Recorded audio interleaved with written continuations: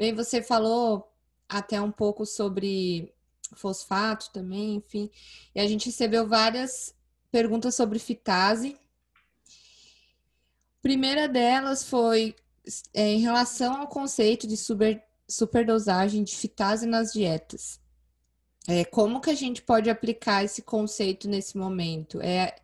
Digamos que é a hora da gente realmente utilizar essa, esse conceito novo, né? Que eu acho que saiu mais recentemente sobre essa enzima que é tão usada.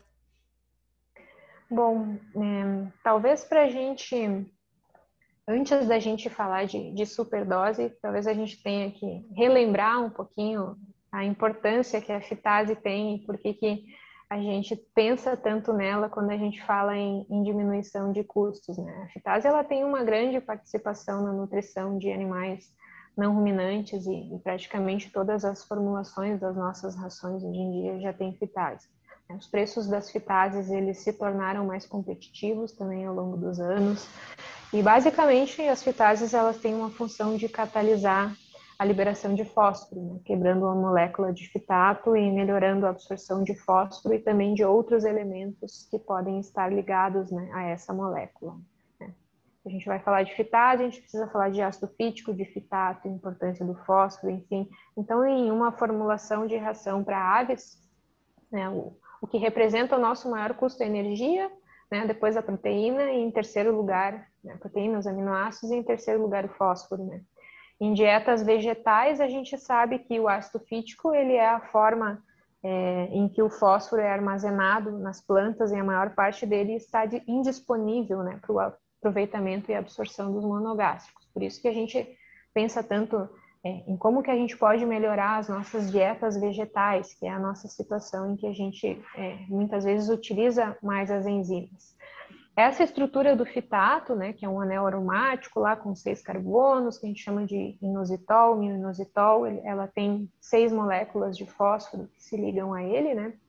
E já que a gente fala de custo e como que as enzimas podem reduzir custos, à medida que a gente tem os ingredientes vegetais ficando mais caros, e as nossas fontes de fósforo também, e os nossos animais têm baixa capacidade de digerir esse ácido fítico e aproveitar esse fósforo, se a gente tem a possibilidade de utilizar a enzima, a gente pode obter um benefício não só na redução de custo, porque elas geralmente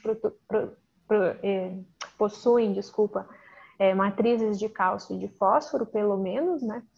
E além disso, essa molécula, né, vai ter essa matriz justamente porque a gente vai quebrar o ácido fítico, né, nesse hexafosfato que tem cargas eletronegativas e acaba muitas vezes se ligando a outros elementos. Então a gente, utilizando a fitase, não só tem o melhor aproveitamento do fósforo, que representa custo, mas a gente consegue utilizar melhor aqueles elementos que se ligam a essa estrutura com cargas eletronegativas lá no intestino do frango, melhorando o aproveitamento de cálcio, zinco, manganês, ferro, aminoácidos, amido, né, peptídeos, né, que poderiam ter a sua absorção prejudicada se a gente não utiliza a enzima. Então, ela rompe essas estruturas, libera o fósforo, melhora o aproveitamento e as respostas, consequentemente, de ganho de peso e conversão alimentar, além da gente ter uma redução da excreção de fósforo, a gente também tem esses efeitos extrafosfóricos. No conceito de superdosagem, a gente fala que a gente pode ter benefícios a mais por essa rápida degradação do fitato. A gente evitaria que essa molécula reagiria através das suas cargas eletronegativas com outros elementos, então a gente teria esse efeito extrafosfórico intensificado. Para mim, o melhor conceito de superdose é quando nós dizemos que a gente utiliza lá 2,5, 3 vezes a mais do que uma dose regular de uma enzima recomendada, né, em números de atividade enzimática de cada uma das enzimas. E a gente geralmente faz isso porque a gente espera um benefício rápido, né, dessa degradação do inositol, evitar a formação desses complexos no trato gastrointestinal que diminuiriam a absorção de outros nutrientes. Só que se isso não vier acompanhado de uma valorização da matriz, e somente diminuir o custo da formulação, talvez a gente não tenha uma resposta de desempenho. Então, a grande questão da superdosagem é como que fica a matriz dessa enzima a partir do momento que eu estou utilizando mais unidades de atividade enzimática na minha ração e que, consequentemente, eu posso estar aumentando a quantidade da fitase que eu estou incluindo na minha ração. Então, se o custo diminuir e eu manter o desempenho, é um cenário bom.